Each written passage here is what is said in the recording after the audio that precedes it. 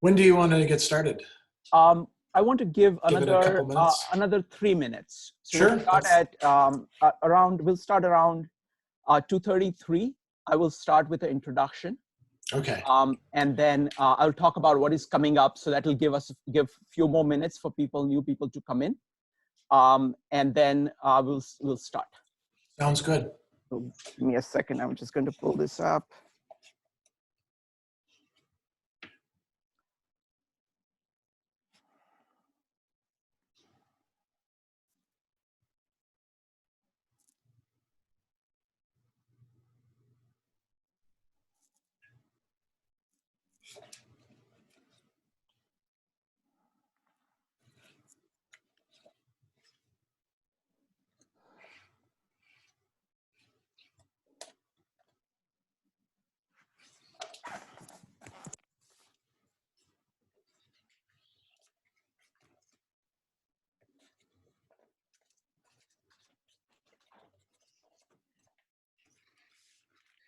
Making myself sort of a makeshift lectern for notes. There we go. Also, Shrikant, what I can do is, oh, you stepped away. Are you still there? Just wave if you can hear me or something.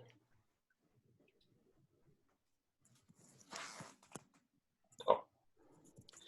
Shrikant, yes. The other thing I can do is if the room does fill up and we need to have an overflow in Discord, I can just live stream it to Discord so people can watch. Exactly. But we have, I think we are fine till 100 over here. I don't think we're going to get over 100, but that's the backup if we get over 100. Okay, well, we're already at 53. Yes.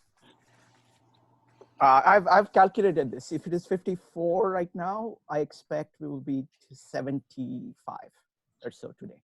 That's my best estimate. But we'll see how good it is. All right, folks. Let's get started. It is 2:33.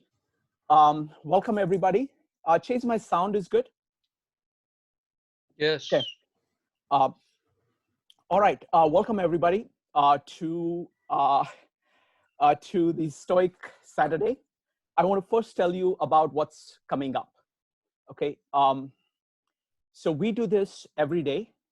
On Mondays, we do best-selling books. So this Monday, or let me start with today's Saturday. So let me start with Sunday. So tomorrow we are launching a new series on Carl Jung. We are going to cover all the core ideas of Carl Jung. Carl Jung is a thinker that every time I go to him, he completely blows me away. And it shows me new depths.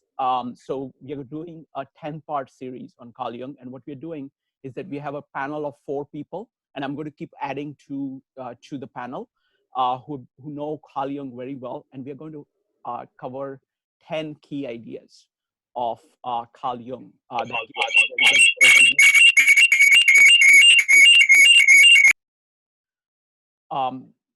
Sorry about that, folks. There is a feedback. So that we're starting that tomorrow. And tomorrow we're going to be talking about Carl Jung and becoming yourself, the concept of individuation, which is the core idea of his. Next, on Monday, we are going to do a book by David Goggins called Can't Hurt Me. On Tuesday, we are doing Jordan Peterson and Integration of Shadow. This is, again, based on Carl Jung's work, but as presented by Jordan Peterson. There's going to be a presentation on that. On Wednesdays, we are doing Meditation Wednesdays. This is also, we have launched very recently. We have people who have tremendous experience in meditation who will be talking about meditation, actually doing meditation. So this Wednesday, we're talking about a book by Eckhart Tolle called Power of Now. On Thursday, we are going to continue the series on Carl Jung with the discussion of concept of shadow. On Friday, my friend John leads a discussion on self-improvement. And this time he's, I can't pronounce the name of the gentleman. He's doing a short story on immortality and the concept of what it means to be immortal and how it applies to your life. And on Saturdays, we'll be going back to the Stoic Saturday series. So firstly, I'm just delighted to have Greg present today. He is, it's been wonderful. Let me tell you a little bit about this series on Stoic Saturdays. So we had Bill Irwine, then we had Don Robertson. Today's Gregory Sadler. Next week is going to be Walter Matwichuk talking about Stoicism and REBT. The week after that, on May 16th, is going to be Greg Lopez talking about Stoic mindfulness versus Buddhist mindfulness. And on May 23rd, it's going to be Massimo Pigliucci talking about pandemic as exile and what Seneca advises. Okay, so now let me tell you a little bit about what is coming up. Give me just a second. How many people do we have, Chase? 60. Okay. We are now at 60. Okay, very good. Give me a second here. Okay, so let me say a couple of things. Let me just read out Greg's bio. He will be too humble to say that, but Gregory Sadler is the president of Reason.io, a company that puts philosophy into practice. He's the editor of Stoicism Today and the producer of Half Hour Hegel series, and teaches at Milwaukee Institute of Art and Design. His popular philosophy-focused YouTube channel has over 80,000 subscribers. His videos have more than 7.5 million views. Wow. All right, so Greg, welcome. Over to you. Thanks for inviting me in here. And, it's nice to follow after Bill and Donald. They're both really, great researchers on Stoicism. And I noticed that you got Walter's name right. That's always difficult to do. That was just an accident. Give me just a second, Greg. Let me just tell people about the format. So what we're going to do today, we're going to have lots of people. So what we're going to do is that Greg is going to do a presentation, and then he will take Q&A. Now, please go ahead. There are going to be lots of questions. Like every Saturday, we get overwhelmed with questions. So if you have questions, enter your questions in chat now, okay? And keep on entering the questions. And believe me, we will come to all the questions, okay? So we'll do that. And after the Q&A, we are going to break up into small groups of about 6 people each, so we can discuss these ideas and their application to our lives in great amount of detail. All right, so with that, back to you, Greg. Thanks. So the topic that I wanted to talk about is one that's really central to Stoic philosophy and practice, and sometimes gets misunderstood. So I thought this would be a useful opportunity to do some clarification. And it's very simple. It's what's good, what's bad, and then what's indifferent, which sounds like a very simple trichotomy to work with. And it's not just an important aspect for Stoicism as such, but in virtue ethics in general, people are mixed up about what's good and bad and how to choose and prioritize between them. But the Stoics introduced this wrinkle into it using this term, the indifference, that was really distinctive to them. So what I'm going to do here is I'm going to be giving an overview of what the classical and canonical Stoics thought and taught about what's good and what's bad and what's indifferent, which is a little bit more complicated than some of the ways in which it gets presented. And then I'm also going to, here and there, I'm going to try to address some common misunderstandings of these, particularly about the range of the indifference. So what's good and what's bad from a Stoic perspective is what I'm going to start with, and then we'll talk about how it's connected to other key concepts. And then we'll talk about this whole realm of the indifference and why do they pick this term, the indifference. Then we'll talk about the different ranges of value within the indifference. You might say some indifferents are less indifferent than others, either towards the good or towards the bad. And then we'll talk about something that the Stoics called use, and it's how we translate this very important term, krisis, that I'll talk about. And that'll lead into discussion of the virtues and their relationship to the indifference. And then finally, I'll talk about what gets translated as duties or appropriate actions and how those bear upon the indifference. So if we're thinking about what's good and what's bad, if we again, if we think about virtue ethics in general, we can also say this about religious traditions and about psychotherapy, which has very early roots in ancient philosophy as well. In some cases, part of what the big project is helping people understand and move towards genuine, not just apparent goods, and away from genuine bads or evils and not just apparent ones, to extricate themselves from the what's really bad. And so that's an important thing to sort of bring in. Another key thing is to be able to frame things in terms of higher or lower or greater or lesser goods and evils, goods and bads. This is a matter of prioritization, and that's just as important to ethics as figuring out what it actually is good and bad. So, if we get away from the Stoics and we think about pleasure, for example, the Platonists, the Aristotelians, they would say that pleasure is a good, it's not the good. And so we have to figure out where does it fit into how we ought to structure our lives. We don't want to reject it entirely, but we don't want to be dominated by the desire for pleasure. Stoics have a different view on pleasure, which we can talk about in a bit. And Stoicism seems kind of like an outlier among ancient philosophy, since they use this term, the indifference, and they lump a lot of things into it. So on one side, we have the things that are genuinely good, on the other side, things that are genuinely bad, and then we have this vast space in between. Now, sometimes you'll hear people trying to summarize Stoicism, and they'll say that Stoicism teaches that virtue is the only good. That's not quite true. The Stoics did recognize other things as being good besides virtue, but virtue is, you might say, paramount among what's good. So if you look at Cicero and the Stoic paradoxes, the very first Stoic paradox is only what is noble, or only what is right is good. In Latin, quod honestum sit in solum bonum esse, right? So virtues fit in there, but they're not the only thing that's good. And the opposite of the virtues, vices, are bad, but they're not the only thing that's bad. Before I jump into talking about all this, I do want to say a little bit, since people may or may not have a lot of exposure to Stoicism.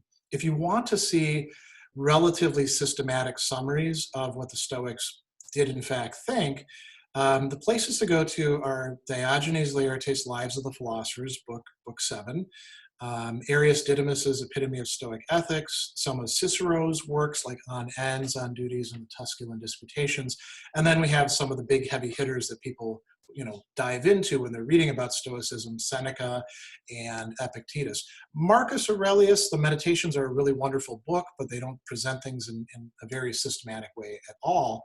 So, if you want to do a deeper dive, Epictetus and Seneca are the places that you go.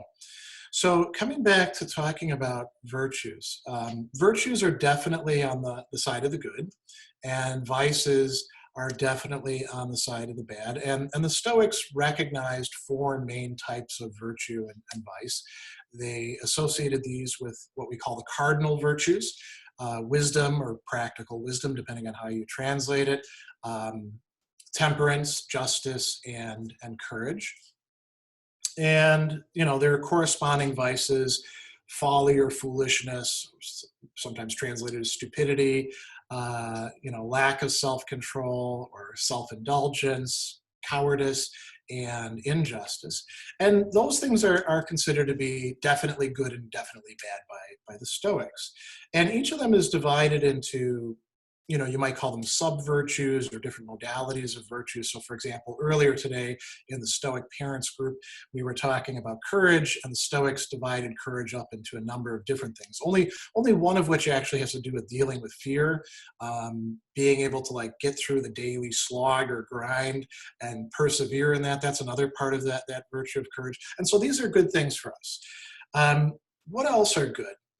Well, the Stoics thought that certain emotions or passions were good or bad. Actions are good or bad, very often reflecting virtues or vices. People themselves can be classified as good or bad. Friendship and hatred, as we're going to talk about in a bit, are good or bad. And then, of course, there's certain things that you could call them the overarching states that we're aiming at, like happiness and tranquility and freedom, good things, right? And misery, being disturbed by things, slavery or a lack of freedom, those are bad. So the Stoics talked about, a wide range of things that are in fact good or bad. And they talked about them in a variety of ways. Sometimes they framed it in terms of means and ends, or being productive of things, or being things that were good in themselves. Sometimes they used the term participation, which is always a little bit murky when we try to figure out what it means. I'd like to talk a little bit about some of the other things besides virtues that are good and bad, because that'll help us then see what's neither. So the emotions. I mentioned that the Stoics think that some emotions are good and some emotions are bad. Again, common misunderstanding of the Stoics says that the Stoics think that we should get rid of our emotions or repress them. That definitely is not what they taught. But they thought that some of our emotional states and emotional reactions are subversive of reason, or resistant to reason. They lead us off into tracks that are not good for us, and very often vicious. So those would be considered bad. But there are some good emotions, the eupathe, and those would be, for example, caution. Instead of feeling irrational fear or anxiety, there are some cases where we ought to feel some fear because it's genuinely rational to do so. Or joy, another very important thing. The Stoics are not joyless or loveless or anything like that. That is an integral part of it. So the emotions can fall into both sides. We can also talk about actions themselves. Are they in accordance with our social nature, aligned with virtue? And the Stoics made some, distinctions there that we can go into if you'd like to later on, between things that are totally virtuous and then actions that are just in accordance with virtue, kind of similar to what Aristotle does in the Nicomachean Ethics.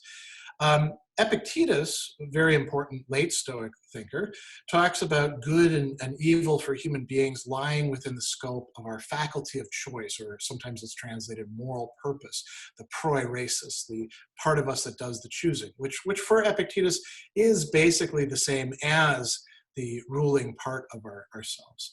And another thing that's classified as good or bad in a real sense is friendship. Friendship and its opposite, hatred or enmity. And this is where we get to something quite interesting. Friendship is classified, strictly speaking, as something external to ourselves. It makes sense, right? Our friend is not us. However, we may talk about being two souls, one soul and two bodies, or any of that Aristotelian stuff. The Stoics recognize that our relationships are between separate people. But friendship is indeed something that is quite good. And so the friends are classified among good things. Not friendship in a lower sense, for the sake of what we might call common benefit, where I give you something and you give me something, but where it's genuine friendship. That is something that is good both in the relationship and in the state that I have within myself of being friendly with the other person. So what then is the middle part? We've got the good on one side and the bad on the other side. The Stoics talk about indifference, and that's a translation of the Greek term adiaphoria, literally meaning the things that don't make a difference. So these are things, there's a lot of different characterizations of this, but one of them, coming from Diogenes Laertes, is that these are things that are neither good nor evil or bad, things that don't benefit or harm a person. And he clarifies that the Stoics actually say there's two different meanings to this term indifferent. There are things that don't contribute at all to our happiness or unhappiness. We can be happy or unhappy without them, but the use of them in certain ways contributes to happiness or misery. And a great example of this would be wealth, which we'll talk about a bit later. You can pile up as much money as you want, and it won't make you happy if you're already a miserable person. As a matter of fact, it might make it easier for you to be miserable in new and exciting ways. And vice versa. If you're poor, and you are a good person, somebody who, you know, is free, who's untroubled, being poor is not going to make things worse, but you can use that money in such ways that it conduces to good things, right? So no amount of wealth or pleasure or bodily health or physical attractiveness is going to tip you over the scale into happiness, but it can be used for that, and we're going to get back to that in just a moment. Then there's things that are, you might say, even more indifferent, things that have no power to stir our inclinations or choices towards or against them. And, you know, if we look at examples, you know, the Stoics, the stock ones are wealth versus poverty, pain versus pleasure, health versus illness, living or dying, high social status versus low social status, being given great positions, you know, being in menial positions, physical attractiveness, physical ugliness. All of those things fall in the realm of the indifferent. And, you know, like I was saying, why are these indifferent? Well, they can possess a certain value, but they don't possess enough value, no matter how many of them you pile up or connect with each other, to make us happy or miserable in the genuine sense. And as persons, they don't make us good or bad either. Epictetus actually has a really nice sort of deconstruction of mistaken lines of reasoning when he says, people say to themselves, I have more money than you, therefore I'm better than you, when really the only thing that you can draw as a conclusion is that they can buy more things than you can, right? These are not actually connected up. And so part of Stoic analysis is disentangling these things from each other and seeing indifference as indifference. Now, there's kind of a common mistake, I think, that's largely due to our language. We see this term indifference, you know, ending in the plural, and we think that that means we automatically ought to feel indifferent towards those things. And that doesn't actually follow for Stoic philosophy. There were some ancient philosophers who did see things that way, but they weren't the Stoics. There's also a tendency to, you know, map certain categories. Once you start learning about Stoicism, you learn about the dichotomy of control, what's in my power, what's not in my power. You learn about internals and externals. And it's really easy to say, oh, well, those all connect up with each other. What's indifferent is what's external, is what's not in my control. Not completely. Those are overlapping categories, but they're not, you might say, coinciding categories. So we have to think about, do indifferents have any sort of value at all? And the Stoics say that they do. Some of them do, at least. Some of them don't. So there are some genuinely indifferent matters. And I'd invite you to think about, as I go through these examples, think about things that you don't care about one way or another. And it's not because you're pushing it away and rejecting it. It just doesn't matter to you at all. So some of the classic examples that the Stoics give, whether the number of the hairs on your head is even or odd, who cares? That doesn't make a difference to anything that we could possibly think of. You could construe some situation in which that might matter, you know, like let's say the government decides that all the even-numbered hair people are going into one field and all the odd are going into another, and then people who don't have any hair, I suppose, they'd have to have a third category for. But that's so artificial, it doesn't really connect up with us. Whether your finger is straight or bent, they say, who cares? It doesn't matter. Picking up something along the way, like a twig or a leaf, is another example that they give. Now, that applies to a lot of things. They really are genuinely indifferent. We have no stake in them at all. Then, here's where it starts to get tricky.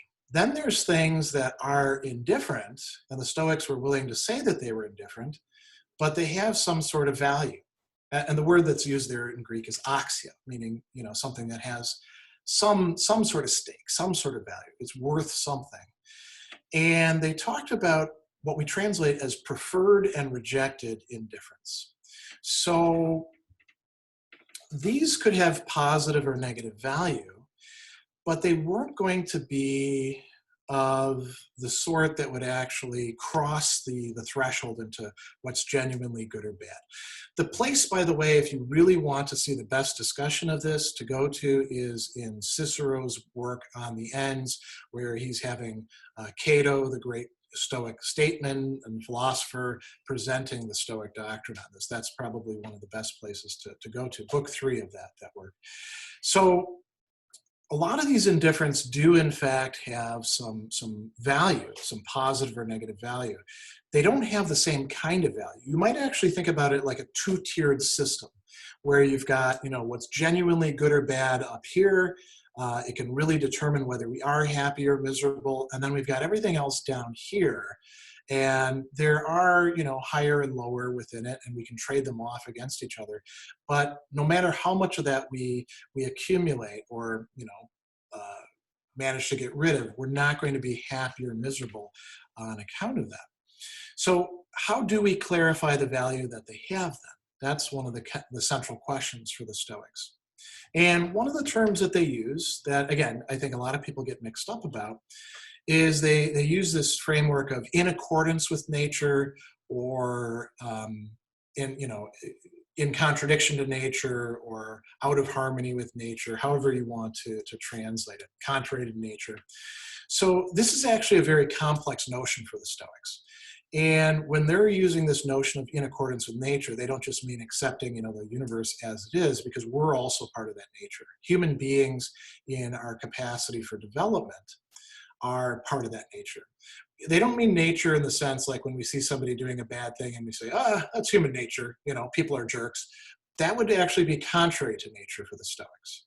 So think about what a fully developed, fully realized human being would be like, and that provides us with a model for what is in accordance with nature. Aristotelians tells us that some things can be in accordance with nature as such, others by participation. And so he gives as examples of that having a steady hand and a healthy body. It's the way things ought to be developing, but you can still be happy without having a hand that doesn't shake or a body that's not in the best shape entirely. Seneca in letter 119 tells us that what is good is what is in accordance with nature, but what is in accordance with nature is not immediately good as well. There are some things that are in accordance with nature that stem from the kind of creatures that we are and our interface with the world that aren't automatically good. What's going to make them good is some sort of connection to the virtues.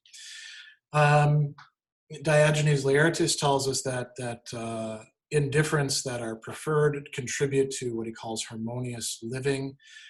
He also tells us that some preferred indifferents are because they're for the sake of something else. They're something useful. So we might think here about money, which we're going to talk about again a little bit later.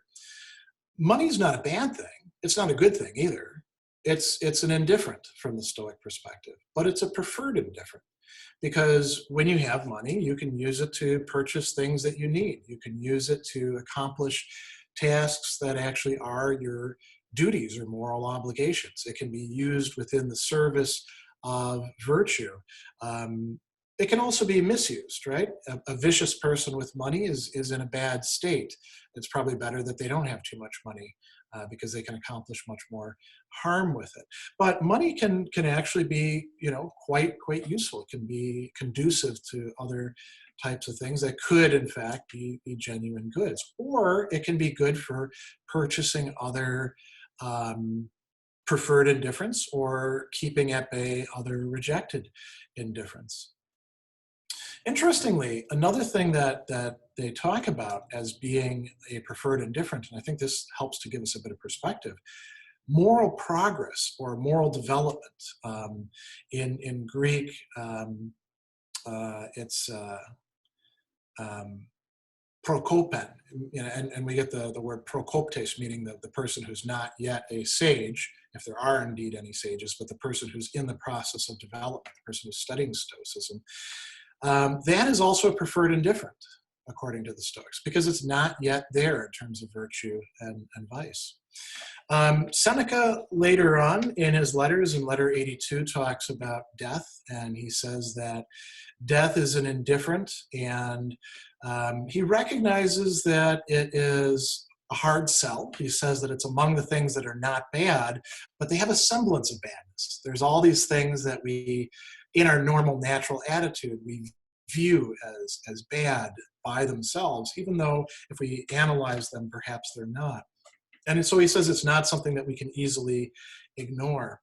And the last thing I'll say about the value of indifference is that those that are either preferred or rejected, they do have a value of, you might call it exchange or transaction in relation to each other. So Diogenes of Babylon, and then again, this is in Cicero's On the Ends, says that, again, wealth is quite good because you can, in fact, use it to purchase things that will make you healthy. If you think about buying medicine, right? Or you can use it for other things that are preferred indifference. The one thing that you can't do with it, well, actually two things you can't do with it. The one of them is you can't become virtuous just by purchasing something. And you also can't keep yourself from being vicious by accumulating wealth and spending it. But it is so, it's very useful for all sorts of other things. And we can say similar things about our capacities or our skills that we learn, right? Or our bodily attributes. All of these things are, in fact, valuable in some sense. They're just at that lower tier. So if we think about what we're supposed to do with indifference, one of the things that I mentioned a little bit earlier that's quite important for the Stoics is what they called chresis in Greek. And in Latin, it's usus. And we translate this typically by the word use. It's a little bit misleading because it also means dealing with or the attitude that we take to things or the application that we make of them. And so Epictetus is actually one of the best people in talking about this. There's an entire chapter in his discourses, it's book 2, chapter 6, that is devoted, it's called On Indifference in Things. Just Adiaphorias in Greek. And so he's telling us what indifference, as opposed to indifferents, with the plural S, means. And he gives you an example of the hypothetical syllogism. So I don't know if any of you have ever done logic or not. Probably quite a few of you had. And people do get worked up about logic, believe it or not, in philosophy classes and in other venues as well. A lot of times that's probably misplaced because, in itself, who cares? It's not that important of a thing, the hypothetical syllogism. But the judgments, he says, that we make about them, they're not indifferent. So we can have something that in itself is indifferent, but the attitude that we take towards it, the approach that we have, the use that we make of it is not indifferent. Epictetus tells us that we really need to be careful not to be lackadaisical, is a way we can translate it. His term there is ameles, not giving care to something. We don't want to be careless when it comes to indifferent things because the use of them is not indifferent. So we've got things that are indifferent, but what we do with them, the uses that we make of them, is definitely not indifferent and has a great effect on us, morally speaking. In an earlier chapter, in chapter 5 of book 2, he says that the materials that we work with are indifferent, but the use that we make of them is not indifferent. And he suggests that what we ought to do is imitate those who play games. And he has in mind a dice game. We don't know exactly what game it is. Clearly, it involved counters of some sort. So maybe it was like backgammon or something. And then he also talks about playing the ball game. And he uses Socrates defending himself in the law court as an example of somebody who's playing the ball game well. The game itself doesn't matter as such, but playing it well, that is up to us, and that is something important. So there's all these things that are indifference, and in themselves they don't have value, but we give them value by what we do with them. And it can be positive value or it can be negative value. The things that are indifference could be used well or badly. So, wealth is an example. We can also think of physical health. It's nice to be healthy, right? I mean, in this time of coronavirus, we're very concerned with it. We wash our hands, and socially distance, and I wear a mask when I go outside. I know a lot of my fellow citizens here in Milwaukee don't. Maybe they have a very different attitude towards physical health. And it's something that we can decide to use well or use poorly. I could use my vitality to rob banks. I mean, probably not. I probably would be a bad bank robber because it's not in my skill set, but you get the idea, right? Or randomly accost people on the street and knock them down or things like that. So health can be used in all sorts of ways. And we can talk about all sorts of other examples as well. And this brings us to the issue of virtue. The Stoics are virtue ethicists, and we'll talk about the specific virtues a bit.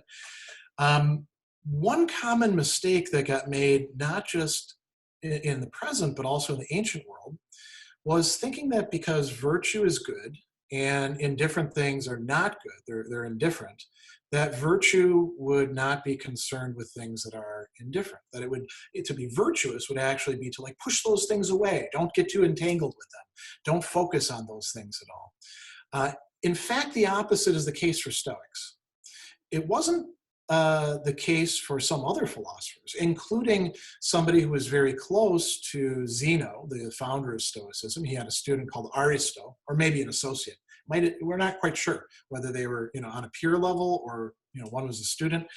Aristotle said that virtue is the only thing that matters, and indifference, we don't have to care about them at all. As a matter of fact, so long as we're virtuous, that's great. The only thing that could possibly be bad would be being vicious. And so, the Stoics rejected what we can call indifferentism, thinking that, well, anything that's indifferent, it's all really on the same level. None of it matters very much. And Cicero has Cato tell us, and there's no reason to think that this wasn't Cato's view, and Cato's view would just be the orthodox Stoic view.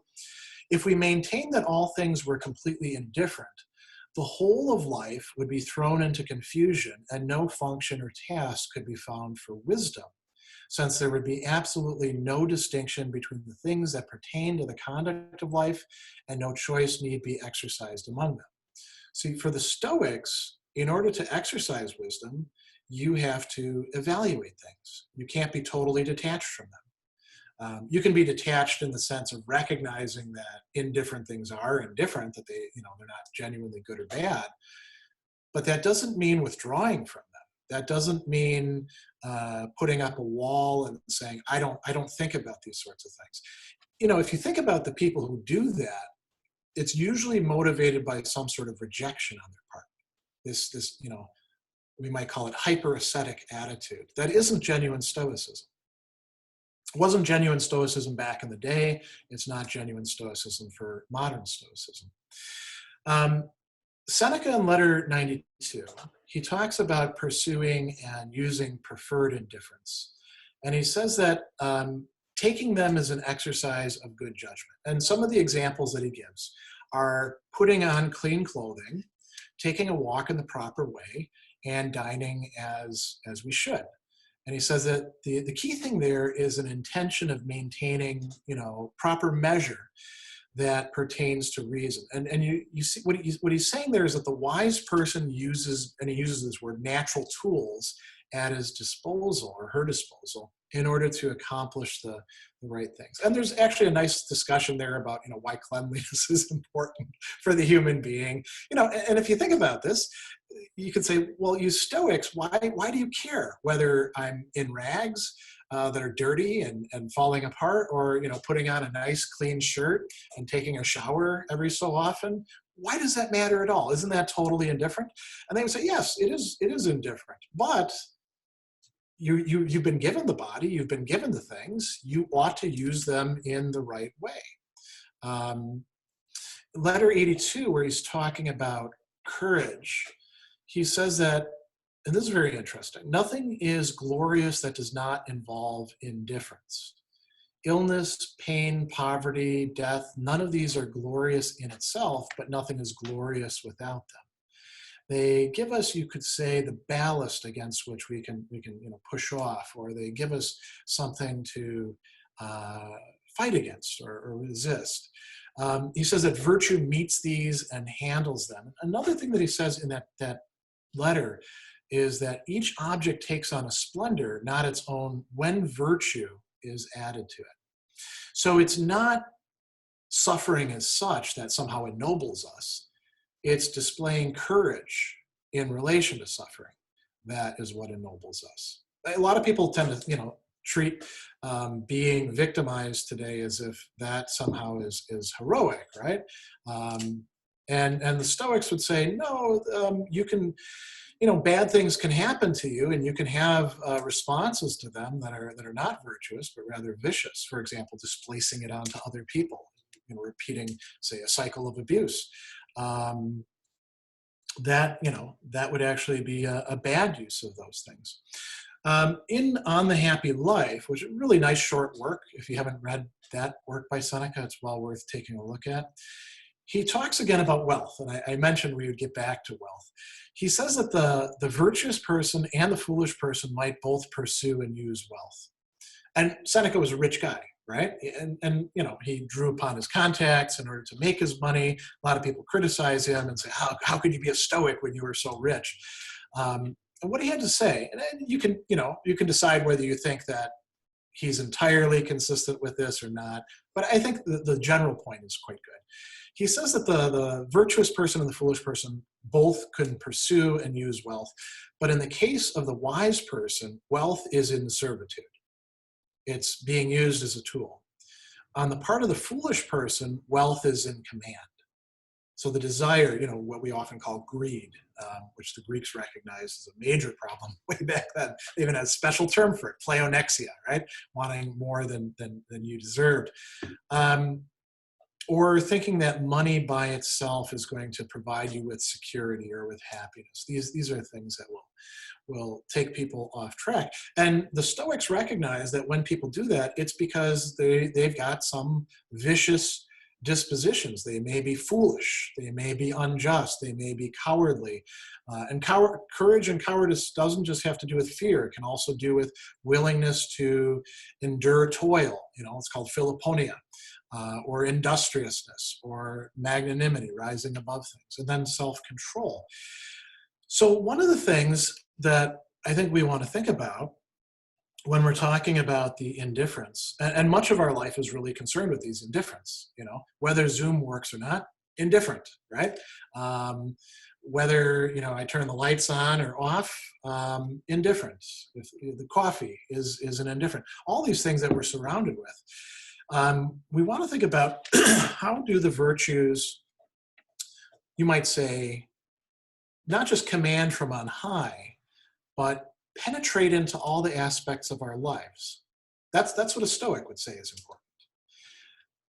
important. Correspondingly, if we find that we have vices, we will usually discover that they have also managed to penetrate deep roots into all the parts of our life that we have to slowly, I don't know if any of you do any gardening.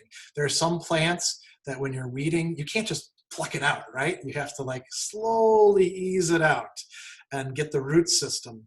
And then you discover that there's more of that there, and you come back the next week and find that there's new sprouts for that kind of plant. These sort of analogies, I think, can be quite helpful in thinking about virtue and vice. So, with each of the Stoic virtues, we'll remind, what they are. Wisdom, which not only has to do with, thinking about heavenly things, but very much about earthly, mundane, everyday things. What's good for us, what's bad for us, how, we ought to treat other people, motivational structures, those sorts of things. That all falls in wisdom. Justice, how it is that we ought to be treating other people in practice, realizing our social nature, following through on commitments that we've made. Those are all aspects of justice. Courage, I've already talked about that quite a bit. And then temperance or self-control, which isn't for the Stoics just about bodily desires. It pertains to all sorts of other things as well that we could have, wrongly oriented or wrongly structured desires or aversions about. Each of these can apply to indifference. And if we do it well, according to the Stoic sort of narrative, we eventually become happy, or at least happier, less miserable. And if we screw it up, or we do it in a lackadaisical way and don't pay attention to what we're doing, or tell ourselves all sorts of false stories about, how courageous we are when we really aren't, we're going to be miserable because of the way in which we've used indifference. The last thing I want to talk about that I think kind of ties this moral side together about use and virtues. Many people, when they first read Stoic authors like Marcus Aurelius or Epictetus or Seneca, they come away with this sense that the Stoics are very duty-driven. That's all, they talk about that a lot, right? You have duties to do this, and you've got to follow through on them. Now, again, you might say, stuff is really indifferent. Who cares? Why should I have these duties to fulfill? And most of the duties that we do, in fact, have, or appropriate actions, if you don't like the word duty because it's got too much of a moralistic sense, just use appropriate actions, which is a perfectly good, legitimate translation of the Greek katheko into the Latin officium. Most of these have to do with things that are within the realm of the indifferent. And so I'll go a little bit further with that. Stoics would actually say that our family, our neighbors, are strictly speaking indifferents to us as well. We have to qualify that pretty heavily. They are persons. They do matter as persons. They are like their own, little world unto themselves. But even the people that I'm closest to, my immediate family, my long-standing friends, colleagues who I hold in great respect, they are something external. They are something indifferent. That doesn't mean that I don't have all sorts of important relations to them. And this is where, the Stoics, we can talk about. There's actually a really wonderful book by Brian Johnson, it's either Johnson or Johnston, called The Role Ethics of Epictetus, that goes into this quite well. And, the Stoics say that we have a whole panoply of moral obligations that are essentially arising from the relationships that we either found ourselves in or have willingly placed ourselves in. And fulfilling those is often a matter of how we use indifference. I'll give you just an example from my own life. So my daughter is 18 now and is going off to college. She's actually coming up here to Milwaukee to go to University of Wisconsin-Milwaukee and enroll in the musical theater program, which she was accepted into.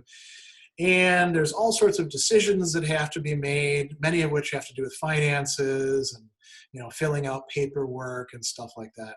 Now, a Stoic would not actually say, none of that stuff matters. That's all just indifference. How I actually do those things. Do I do them diligently? Do I plow through all the different things that I have to do and, try to help her with finding financial aid and try to model for her what following through on these phone calls would look like? That, these are all within the scope of what it means to be a parent, I suppose you could say. All of those things bear on indifference, but they have the possibility of creating virtue for her as a developing human being, and also expressing, I mentioned the emotions earlier, what the Stoics would call familial affection, philostorge, which they thought was incredibly important. Marcus will also talk about love quite a bit. These are things that can be done with the indifference within the framework or the fabric of our relationships. And so what we do with them is not indifferent. What we do with them is either good or bad, or a mixture of both. And, to bring this to a close, what we can see is that the whole notion of the indifference is quite a bit more complicated than it's sometimes presented, where there's, good, that's virtue, bad, vice, everything else doesn't really matter, it's all indifferent, just withdraw yourself from it. That's not a Stoic point of view. And you won't find that being espoused in Seneca or Marcus or Epictetus or in these other works that I've mentioned. And so duties or moral obligations, virtues, use, these are all, you might say, lenses through which we can see what the right path at each moment that we need to take with respect to these indifferents are. That's all I've got. It looks like I've talked for maybe about 25 minutes or so. I know there's a lot of Wonderful. questions. Yes. So Greg, that was great. I'm going to ask just one clarificatory question. I want to take kind of, get out, I want to not use the term indifferent and try to pose the same question. Okay. Yeah. So Stoic ethic is a virtue ethic. It's a virtue ethic. And the alternative to that is a value ethic. No, so I don't accept that. Okay, let me complete the question and then you can disagree. So most people kind of automatically start thinking in terms of value ethic, of saying, is this of value to me or is this not value to me? It looks like the term indifferent is saying that it has nothing to do with virtue. Indifferent is something that is nothing to do with virtue directly, but it can have directly. It doesn't have to do with virtue directly. Yeah. But at the same time, Stoics seem to say that there are values. So values are being expressed as preferred indifferent, as opposed to so mapping this Stoic terminology of indifference into this is the way I see it, mapping into kind of virtue ethic and value ethic. Is that fair, or is that? Well, I'll say this. So I think I usually resist these kind of dichotomies of splitting things down the middle, because when we get into substantive looks at things, most virtue ethics are quite complex and do have all sorts of value aspects, and a lot of ethics of value. I'm thinking about Max Scheler, for example, right? There's plenty of room for virtue in what he's talking about. But let's say we accept that sort of split. I guess that could work. There probably aren't any better ways of talking about what the Stoics call the indifference. And this was a problem even back in their own time. They coined this terminology. But I will say that what you're proposing isn't worse than what they're saying. All right. Right? I think it's subject to its own. These wind up being technical terms, right? Sure. And we have the same challenges as we're using them. There isn't any nice intuitive, like, at least in English, maybe there is in other languages, there's no easy, nice way to re-express this that gets it across. And that's kind of a shame. Yeah, got it. All right. So now I just want to give heads up to you, Greg, and to everybody else. We've got already 8 questions in the pipeline. Cool. And lots more will come as we start asking the questions. So please keep the questions coming. The rule is that I will call on people. When I call on you, just unmute yourself, ask the question, and mute yourself back. No follow-up questions. We want to get to as many questions as possible, okay? And keep asking questions. We'll just line up the questions, and let's try to keep the answers also reasonably brief so we can get to as many questions as possible. All right, so I'm going to tell you the order of questions now. It's going to be Ina, followed by Bartogil, followed by Helios, Greg, Kate, Alex, Sam, and Aurora. Ina, you're next. Go ahead. Hi, I have a question. Does opinions that other people have of you, do they matter? Meaning, are they indifferent? If somebody has a good opinion, like a public opinion, like about something about you, is it indifferent or preferred indifferent? That's my question. So that's a great question, and we can talk about it like in terms of the individual, and then like sort of like larger scale, like what your society thinks about you, right? So public, we could call it social status or public opinion of oneself. That's a preferred indifferent, right? It's better if people like you. It's worse, but not in the sense of like leading to happiness or misery if people think that you're a bad person when you're not, right? And a lot of our judgments about other people are whether they're good or bad people in what respects. And so you can say that too about the individual thing. So if my daughter, I was mentioning, she comes up here to college, and let's say she decides that, she starts taking some classes and she's like, I think my professors are way smarter than my dad, I'm not going to listen to him about anything. He's an idiot. Okay, so that's a very strong judgment and opinion about me, right? The Stoics would say that's still within the realm of the indifference. And if I want to be happy, it's probably better not to care too much about that. Now, on her part, as the individual that she is, it's not indifferent, because it's not good to have wrong-headed ideas about things. Maybe it's not wrong-headed. Maybe the professors she has will be better than me. In that case, it would be quite good. But if I have the wrong view about you, that's an indifferent to you from the Stoic perspective, but that's not an indifferent where I'm sitting, because I'm the one who's actually, in some respect, damaged or harmed by having wrong views about things. Think about products, right? So if I don't like a certain brand of butter and I won't buy it, that's within the realm of the indifference. But if I'm so fixated on it that if I need to use butter to make omelets or something, and I won't use it because it's the only one in the refrigerator, I'm kind of badly off.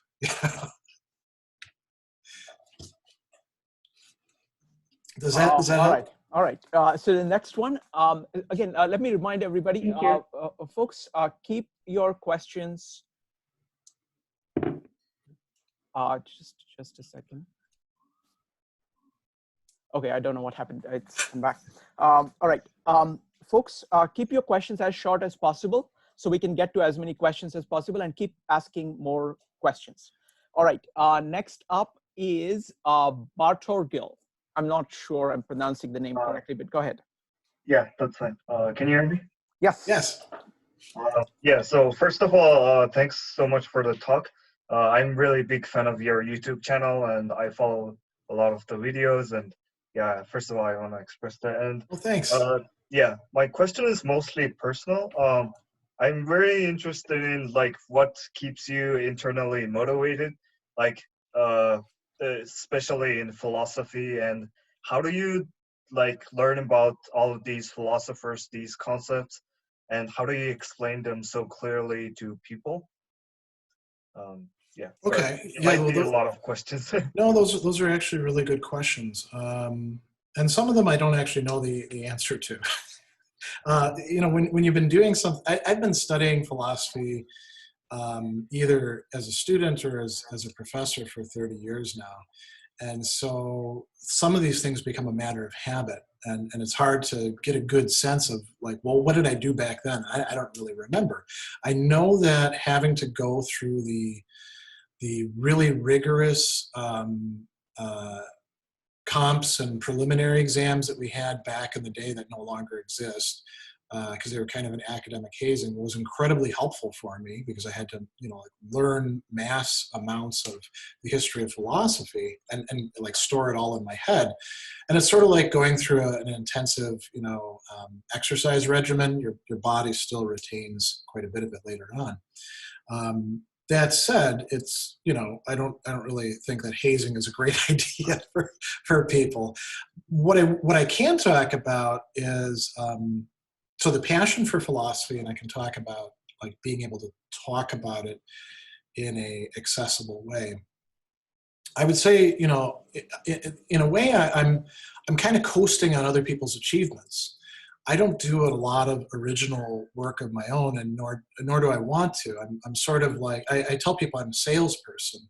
I'm selling Aristotle, or I'm selling the Stoics. I have a product that, if I do a good job, it sells itself. I really enjoy the things that I study. People say, "Who's your favorite philosopher?" I don't have one, because I like to read so many different people, and I see applications to ordinary life. I think it also helps that I didn't come from an academic family, and I didn't intend originally to go to college. I worked and then went in the military and came out and worked, and then finally went to college. And my first teaching jobs, my first main one was teaching in a maximum security prison. And I've always taught what are called service classes, so intro to philosophy, ethics, critical thinking. And a lot of professors view those as kind of like slumming. I'm wasting my time with these non-majors. I want to be teaching my graduate level class on Hegel. But and it is nice to, get to teach graduate level classes, but the real apprenticeship for doing philosophy in a way that can connect up with ordinary people are those service classes, because you have a whole class of people who don't want to be there, and they have no idea what philosophy is, or if they do, it's probably, they got it from some high school teacher who, may have been cool or may have been a jerk, and you're going to have to make these things connect with them. So doing that year after year after year turned out to be really good for me.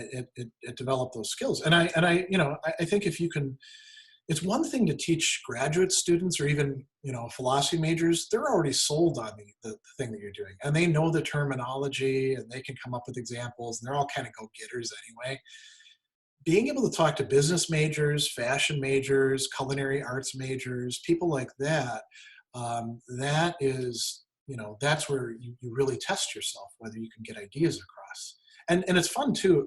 Another thing, I'm going a little bit outside of the scope of the question, but I like teaching those kinds of majors because you can use their experiences and what happens in their field for raw material, and say, can Plato actually say something about this? Maybe if not, then screw Plato.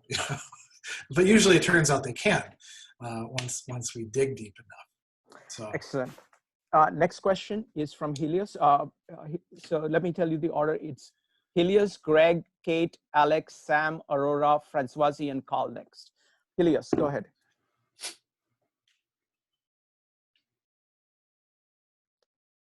Helios, you're on mute. Okay, let's go to the next person. Greg. Greg, go ahead.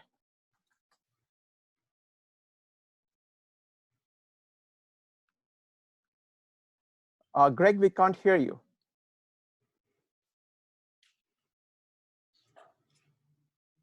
Okay, let's go to the next. I don't know what's going on with the, let's try the next one. Kate, go ahead. Hi, everybody. That's okay, because I have two questions. Keep them brief, okay? Okay, sure. So the first one is if you can expand a little bit about the idea that what is good is what in accordance with nature. I would love to hear what that means. And the second one, it seems as if, I'm not sure if I understood it correctly, but it seems as if there's a spectrum of good on one hand, bad on the other, and then indifferent in the middle. And we can have the freedom to make use of either good or bad in what's in the middle, and the indifferent. And I'm thinking, can't we say that about the entire spectrum, that we decide what use to make out of everything? Well, you can't make good use out of vice. So it's not all sort of on the same level. And, if you are genuinely virtuous, you're not going to make bad use out of courage or wisdom or things like that. You could think of it, if you want to represent it visually, it's like, you've got virtue and vice and the other associated things that are genuinely good on a higher level. And then you can say there's a spectrum beneath it of the indifference, but none of the value across that spectrum winds up sort of leaping to the level of the good or the bad. So what was the first one again? It was about what does it mean that what is good is what is in accordance with nature. Yeah, so the Stoics think, and this is in accordance with nature is a very complicated idea. It's one that I'm actually writing a book about, because it gets used a lot, and there's a lot of different discussions of it running throughout the Stoic texts. In sort of a thumbnail sketch of it, everything that exists has its particular nature, and you could say its principles of development. In this respect, the Stoics are kind of similar to Aristotelians or other philosophers who think there's a teleology to things. And as opposed to the other animals, because we're rational animals, at a certain point, we we move to a different level and we begin to recognize something that transcends the natural impulses that we have as animals towards, for example, staying alive and doing, certain things with our own kind. We recognize, according to the Stoics, the value of truth, understood not just as something useful, but having intrinsic value in itself. And we come to understand in some dim way the right and the wrong as not just being, what produces, what we might call lower level good outcomes or bad outcomes. And, that's one place where the Stoics kind of differ from other thinkers like the Epicureans. So developing that nature is part of what it means to live in accordance with nature. A lot of it involves living, choosing, acting in accordance with the virtues. And it gets more complicated yet because when we have the virtues, usually we don't have them fully developed. So we're kind of figuring it out as we go along. The picture gets clearer and clearer and clearer the more virtuous that we become. And correspondingly, the more vicious we become, the more unclear it gets, or we have the wrong sort of clarity. We think we have everything figured out, and we actually have things quite wrong. Okay. Yeah. The next question is from Greg. I'm going to read it out. Greg says, I know you've covered McIntyre in the recent past on your YouTube channel. Can you compare and contrast the Stoic concept of virtue being the proper use of indifference, parenthetically, playing the game well, and McIntyre's concept of gaining internal goods within a practice? Well, I would say that's only part of what virtue is. But we can talk about, proper use of indifference. There's also, virtue also uses the things that are genuinely good well too, like say one's friendship. Now McIntyre, the notion of he wouldn't say gaining, he would say like achieving or attaining internal goods within a practice. Internal goods are those that can only be realized within a particular practice or an analogous practice. So he likes the example of chess. It's not the only game that you can develop certain goods of strategic thinking and all that. You could probably also do it with Go, but you probably can't do it with checkers in the same way, or backgammon in the same way. And there's all sorts of other practices that he talks about as well. I would say that there's a lot of overlap there, but that we have a different emphasis, right? McIntyre doesn't think that virtues are just about achieving internal goods either. And there's so much overlap between McIntyre and the Stoics, even though McIntyre himself didn't see it, that Anthony Long wrote a piece specifically saying, hey, McIntyre, you're talking about this Aristotelian tradition and all of these interesting elements of it. Stoicism also has this as well. So I would say that if you look at what McIntyre himself has to say about Stoicism, you come away with the idea that he didn't read as deeply as he probably ought to have. And I say this as somebody who really, actually loves and respects McIntyre. I got to study under him years ago, and I'll tell you that when it comes to virtue ethics, he's the genuine deal. He actually practices what he preaches. So he's I won't say he's a sage, but he's pretty darn close. But even sages have sort of blind spots to them. So I would say that there isn't that much contrast between them. They're emphasizing different aspects. Okay. Next question. So let me give you again heads up.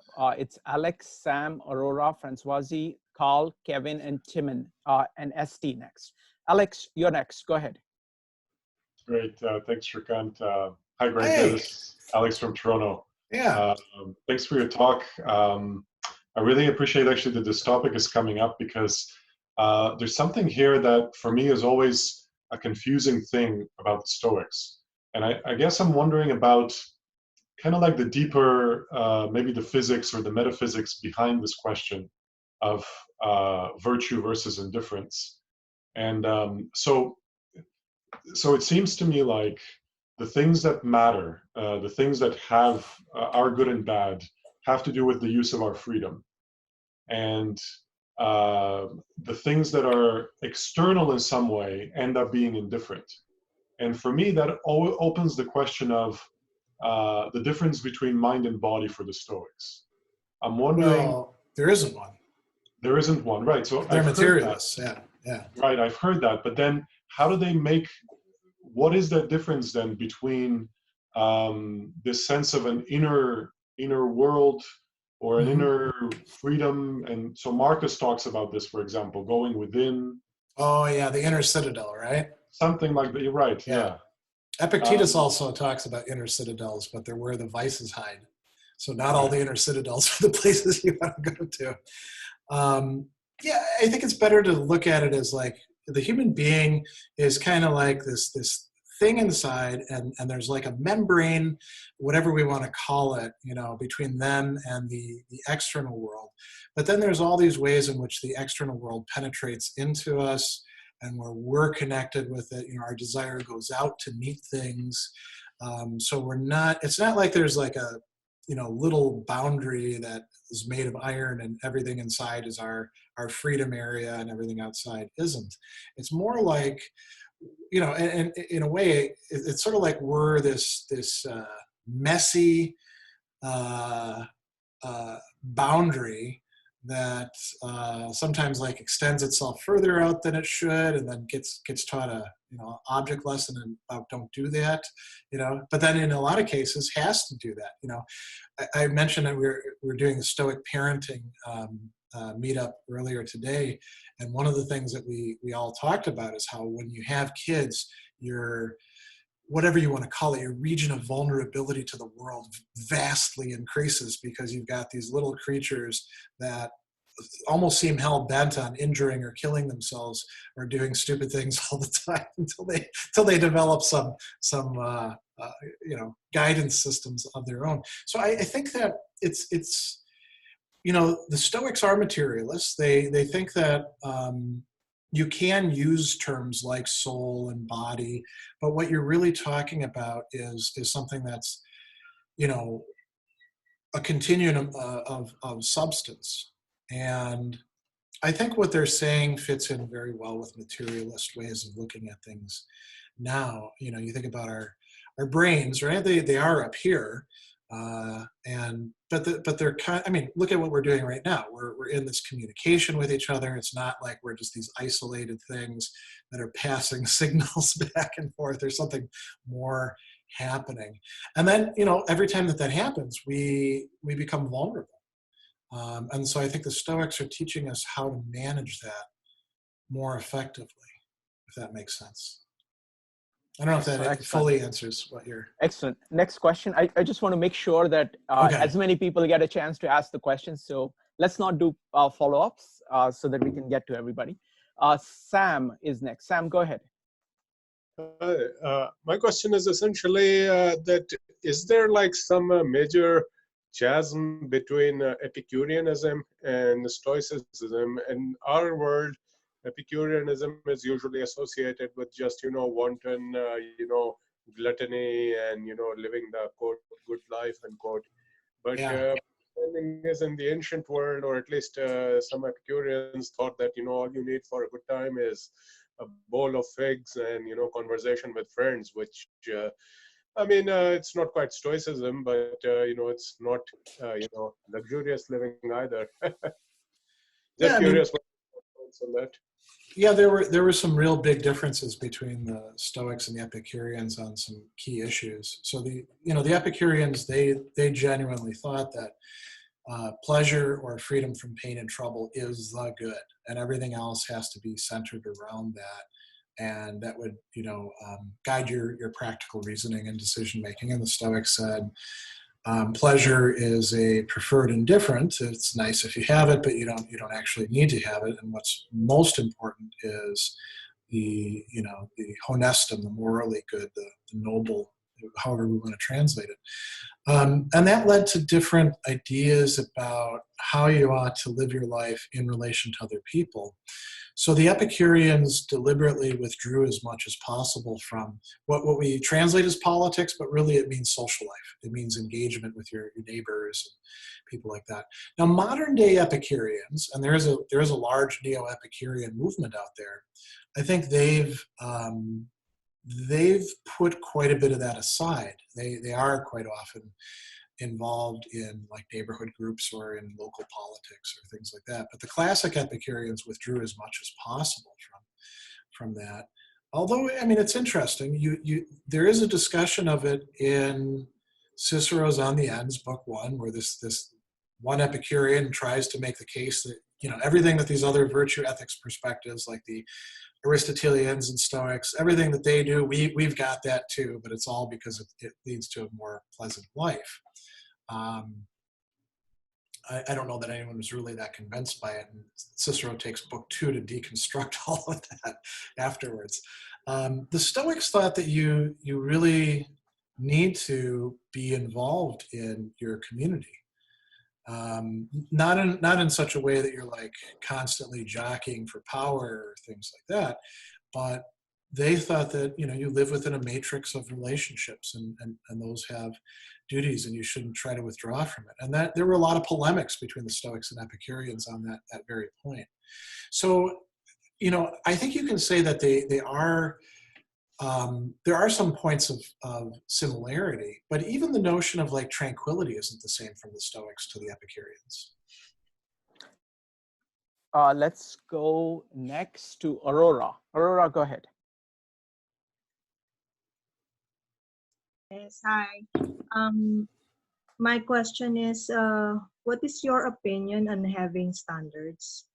Isn't having a standard a form of pride, which is a dispreferred indifferent?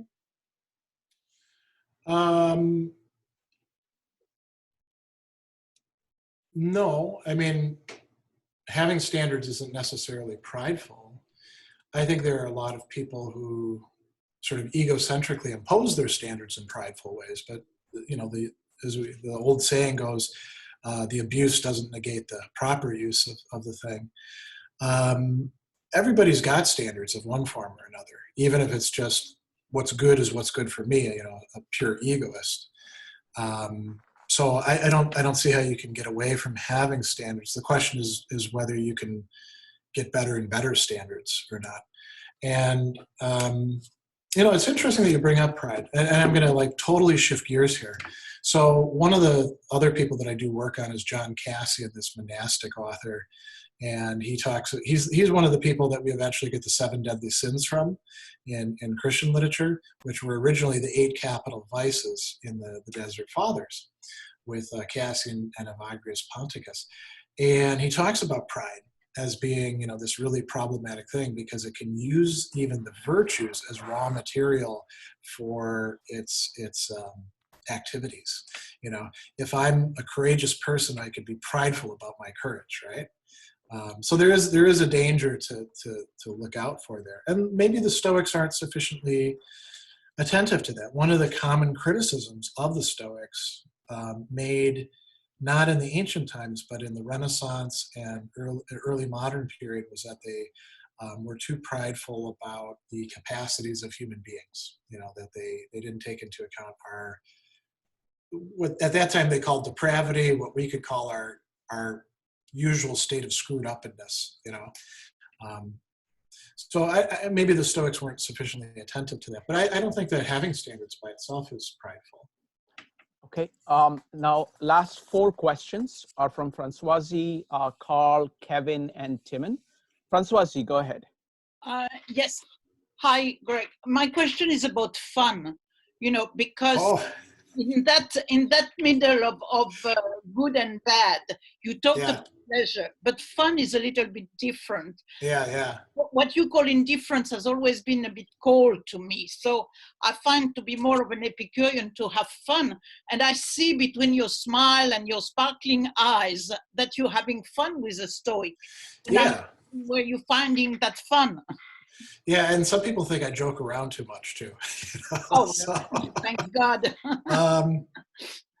yeah, I mean, that's a great question. If we look at the classical Stoics, some of them we can say were definitely not fun people. Cato is a great example. Really wonderful guy, but I do not think there was anything fun about him at all.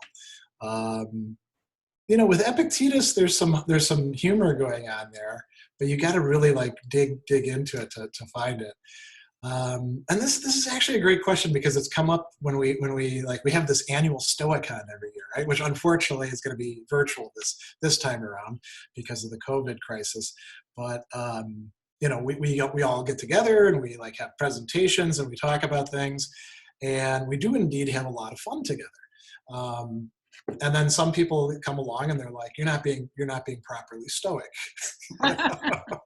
Or if I say I'm excited to go to Stoicon, well, that's not Stoic either.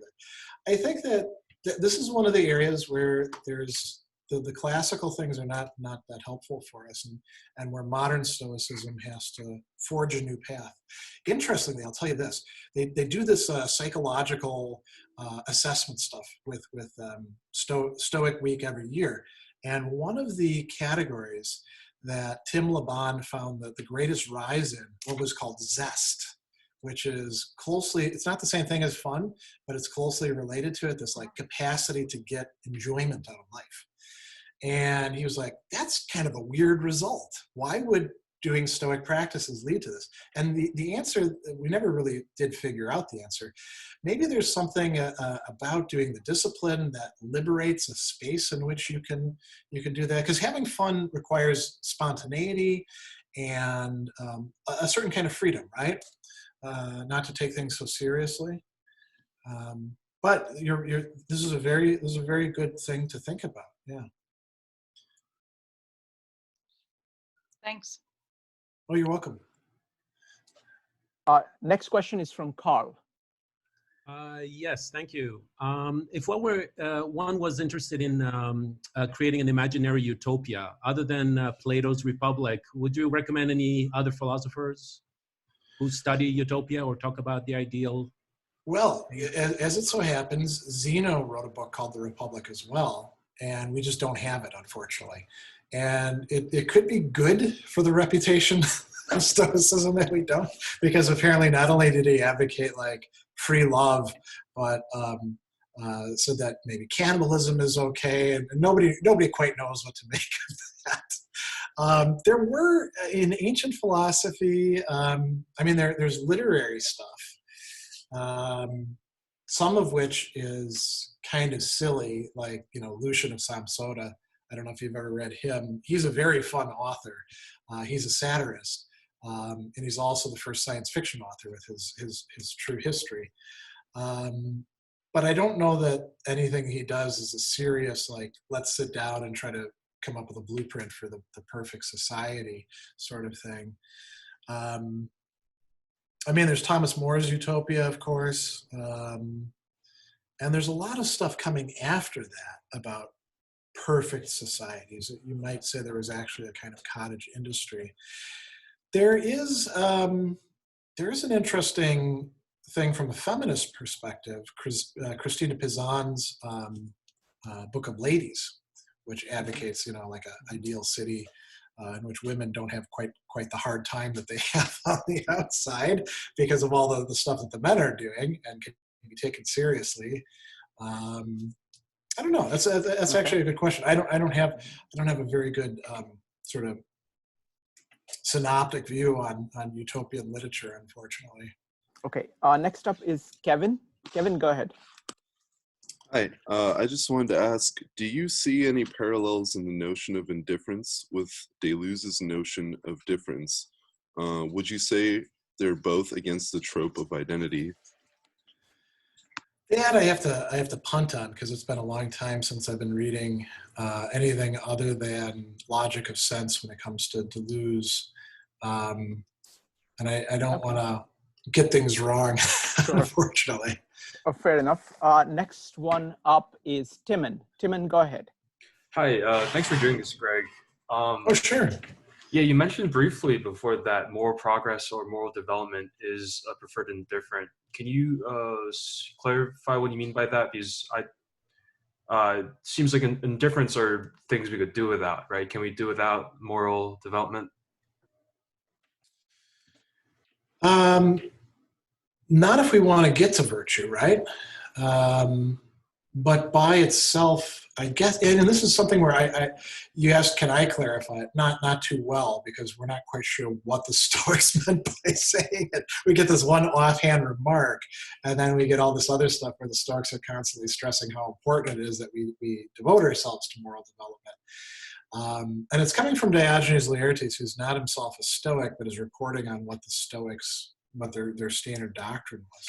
So, I mean, the closest, the best stab that I have at it is that they had to place it in there because it wasn't yet at the point of having attained the virtues.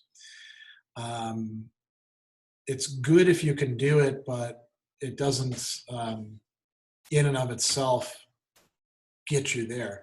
And that's a weird thing to say, because if anything gets us to the virtues, wouldn't it be making the continual effort of developing? So it may be one of those areas where the Stoics are actually just incoherent. But I don't quite know what to make of it at this point. All right, folks, so that brings us to the end of the Q&A. So let me firstly thank Greg, but I'll come back to you. I'll give you the last word here, but let me just tell you what's coming up. So next week, we are going to have Dr. Walter Metwichuk, and he's going to be talking about Stoicism and REBT, that is Rational Emotive Behavioral Therapy. On May 16th, Greg Lopez, our friend, is going to be back, and he's going to be talking about the difference between Stoic approach to mindfulness and Buddhist approach to mindfulness. On May 23rd, Massimo will be back, and he will be talking about pandemic as exile and what Seneca would have to say about it. So that's what is coming up. So now what we're going to do is we are going to split into groups of about 5-6 people each, so we can talk about these ideas. Greg has put a lot of thinking material on the table, and we can talk about how it applies to our lives. So that's what we're going to do. So Greg, it was an honor to have you here. And any last words before we go? Nothing actually comes to mind other than to thank you for inviting me and all the good questions. And I will say too, having seen all three of the people who you mentioned coming, they're all really good speakers. So you're all in for a treat. Yes, wonderful. Well, thank you very much. So everybody just sit tight. I'm going to divide you into the rooms. Greg, if you could just stick, when you will get a join invitation, sure. Don't accept it. You just remain here. Okay. Everybody else just hit join when you get the invitation. Hold on for just a second.